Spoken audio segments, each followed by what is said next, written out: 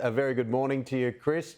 Morning, Tim. Yeah, how are you, buddy? I thought we'd start with the trip, because there's almost going to be a little doco on this. Annastacia Palaszczuk and her trip to Tokyo. I think it's foul on a number of fronts. Firstly, the way they select a city for the Olympics now is not the way it used to be selected. It's not about a vote at the 11th hour and who can, mollycoddle certain elected officials at the last moment, and then all of a sudden it could go either way.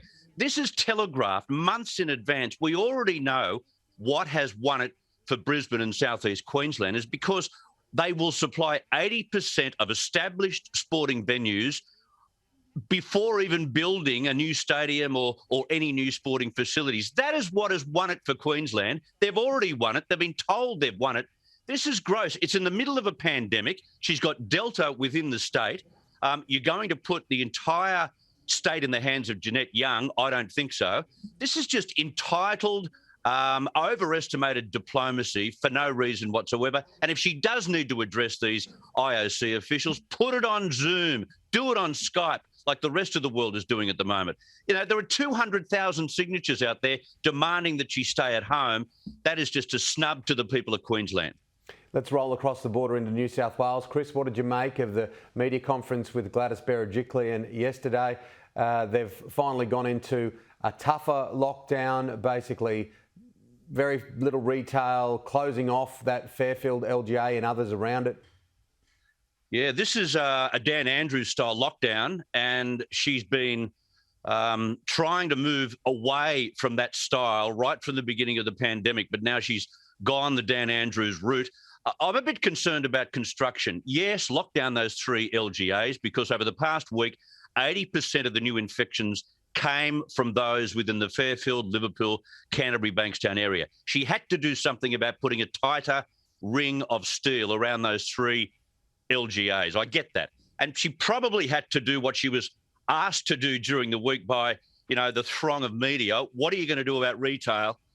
She said during the week that it wasn't retail that we were seeing lots of transmission. Well, it kind of was. So she's cut it into a critical and non-critical retail sections. So those that have to stay open will, those who can't can operate. They can operate, but you've got to do it by delivery, takeaway, or online. That's fine.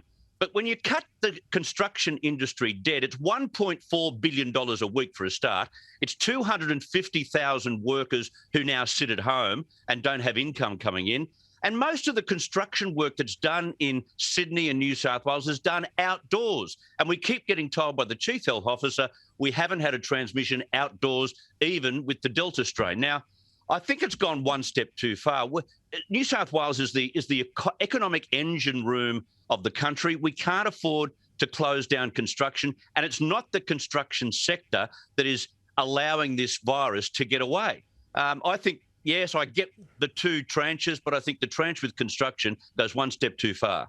Yeah, I think we all sit there and wait for the time to tick by right across the nation to hear various premiers say what they've got to say. We've been listening to Gladys Berejiklian for quite some time say that other parts of Sydney, here, other parts of New South Wales, here. But the bottom line is the predominant figure, the massive amount, whether it be 75 or 80%, is in one spot. So in 2 weeks' time, I think a lot of people are getting part of a conversation saying, well, why don't you release the valve elsewhere and close in on here like you did with the Northern Beaches? Yeah, exactly. Because not only, there are two things to say about that. Firstly, you're right, about 80% of the new infections are coming from those 3 areas. So there's a non-compliance issue that needs to be attended to, and she's done that yesterday. But on top of that, you've got most of those who have been circulating in the community with the virus also come from those 3 local government areas. So something big had to be done.